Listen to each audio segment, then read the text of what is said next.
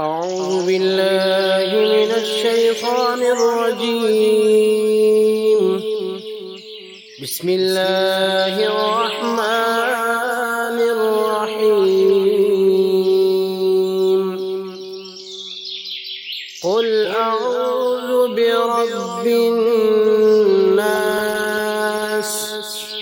ملك الناس إله الناس من شر الوسواس الخناس الذي يوسوس في صدور الناس